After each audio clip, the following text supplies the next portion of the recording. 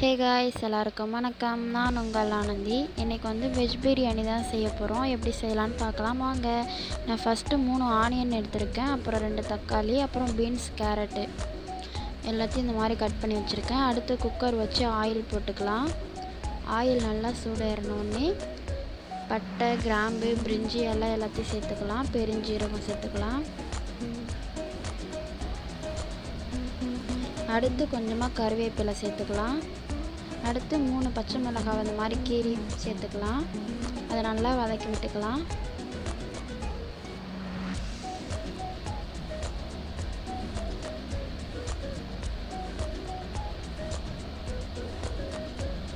நல்லா வதங்கினோடனே அடுத்தது ஆனியன் போட்டுக்கலாம். ஆனியன் போட்டு நல்லா வதக்கிக்கலாம்.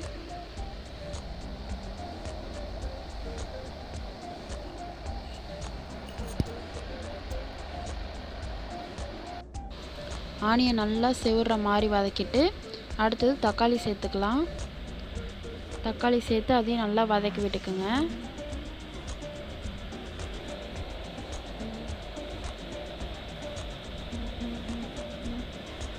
தக்காளி நல்லா வதங்கினோடனே 1 ஸ்பூன் இஞ்சி பூண்டு பேஸ்ட்டு சேர்த்துக்கலாம். சேர்த்து அதையும் நல்லாவே பச்சை வாசனை போகிற மாதிரி வதக்கி விட்டுக்குங்க. நல்லா வதங்கிடுச்சு பாருங்கள். இப்போ வந்து பீன்ஸு, கேரட்டு எடுத்து சேர்த்துக்கலாம்.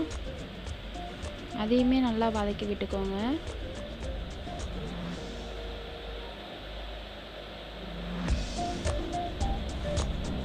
நல்லா காய் வதங்கினோடனே ஒரு அரை எலுமிச்சம்பழம் சாறை மட்டும் சேர்த்துக்கலாம்.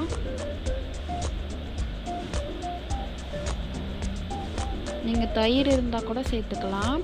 நான் வந்து லெமன் சேர்த்துருக்கேன். இப்போ வந்து நல்லா ஒரு மாதிரி கிண்டி வதக்கி விட்டுக்குங்க.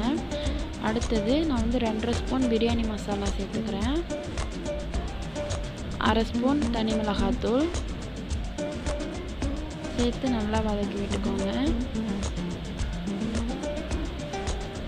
மசாலா பச்சை வாசனை போகிற மாதிரி வதக்கி விட்டுக்கோங்க. அடுத்தது நீங்கள் எந்த அளவுக்கு அரிசி எடுத்துருக்கீங்களோ அந்த அளவுக்கு தண்ணி சேர்த்துக்கோங்க. ஒரு கிளாஸ் அரிசிக்கு 2 டம்ளர் தண்ணி சேர்த்துக்குங்க. சேர்த்துட்டு நல்லா மிக்ஸ் பண்ணி விட்டுக்குங்க. தேவையான அளவு உப்பு சேர்த்துக்கலாம். உப்பு சேர்த்து நல்லா அந்த மாதிரி மிக்ஸ் பண்ணி விட்டுக்கோங்க.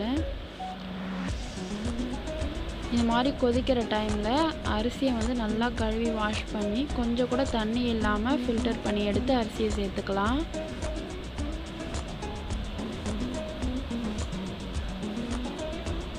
இது மாதிரி கரண்டி வச்சு கிண்டி விட்டுக்கோங்க.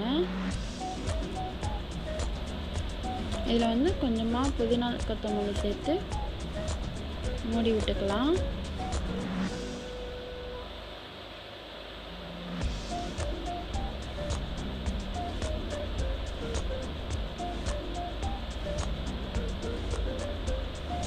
மூடி போட்டு 3 விசில் வரட்டும். 3 விசில் வர வரைக்கும் வெயிட் பண்ணுங்கள்.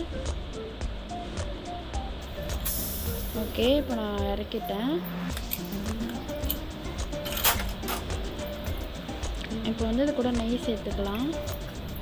நெய் சேர்த்து நல்லா இந்த மாதிரி கிண்டி விட்டுக்கோங்க. பாருங்கள், நல்லா மணமாகவும் நல்லா டேஸ்டியான பிரியாணி ரெடி ஆகிடுச்சு பாருங்கள். இது மாதிரி சாப்பாடு நல்லா பொலன்னு எவ்வளோ அழகாக வந்திருக்கு பாருங்கள். எங்கள் வீடியோ உங்களுக்கு ரொம்ப பிடிச்சிருந்ததுன்னா சப்ஸ்கிரைப் பண்ணுங்கள், லைக் பண்ணுங்கள், கமெண்ட் பண்ணுங்கள், ஷேர் பண்ணுங்கள்.